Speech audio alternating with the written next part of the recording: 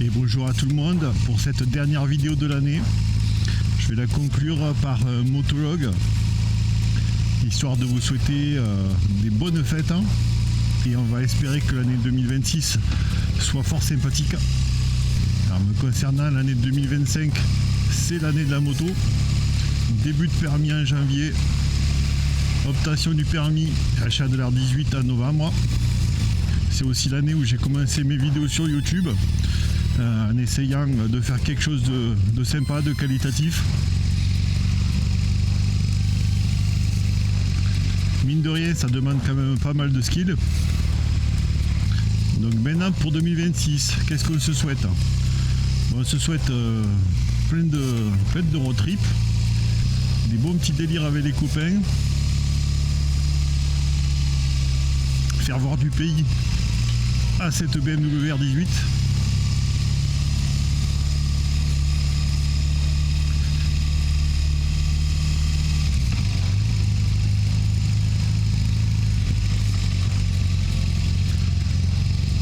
Je pense que je vais vendre la 125. Ça aurait été un outil formidable pour débuter, pour se faire plaisir.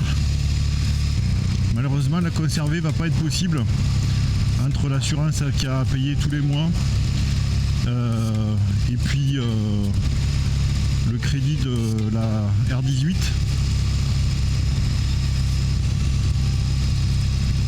Je vais essayer de récupérer un petit peu du pécule. C'est une super machine, j'espère que ça sera pas trop compliqué à revendre. On va voir ça. Bon, elle est en bon état. Il y a eu que la petite chute dans le rond-point que vous avez peut-être vu sur une des vidéos. Il faudrait que je change le bitonnu en plastique au bout du crash bar. Ça doit pas valoir une fortune.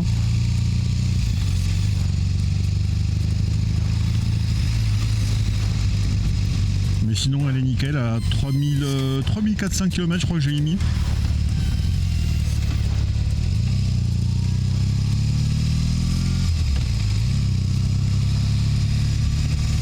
Je l'ai repris ce matin pour faire une petite course.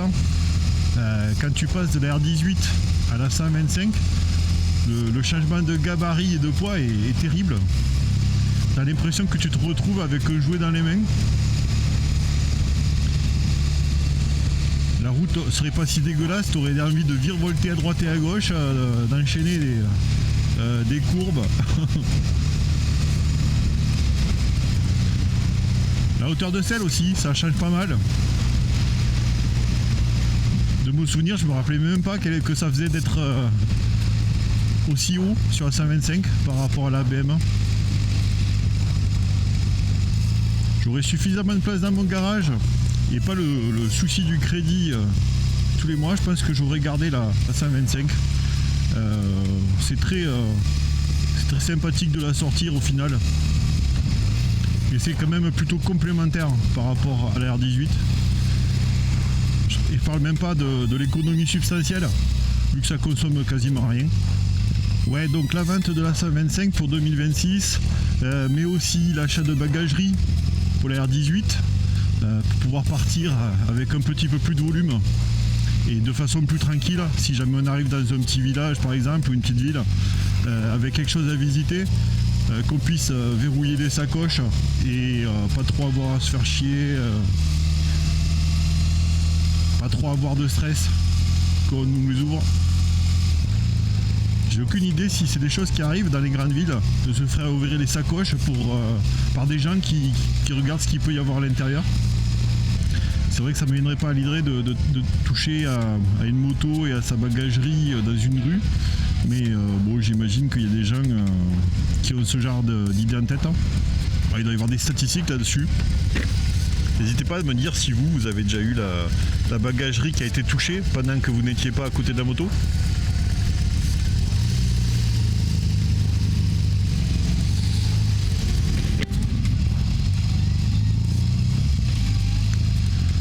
Bon, c'est aussi le début de mes vacances, donc ça c'est vraiment cool.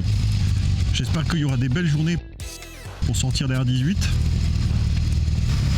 Je vais profiter de ces vacances pour regarder un maximum de tutos sur DaVinci Resolve, l'éditeur vidéo que j'utilise, qui est gratuit mais qui est quand même bien complexe. Je suis loin d'en avoir fait le tour. Et même si je commence à avoir mes petites habitudes, mes petits réflexes conditionnés, il y a encore matière.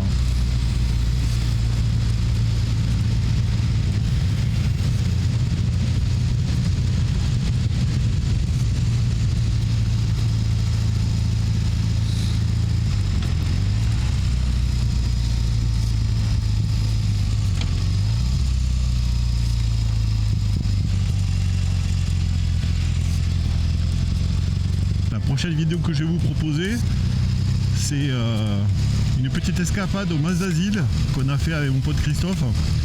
On était avec nos femmes respectives. C'était plutôt cool. Alors je suis d'origine ariégeoise et j'y avais jamais été. De le faire à moto, c'est plutôt cool. Je pense que ça sera une vidéo où je ne parlerai pas, avec uniquement le son moteur et les belles couleurs qu'on a eues de cette journée-là. Enfin, du moins l'après-midi, parce que le matin était tout brumeux, il n'y a rien d'exploitable.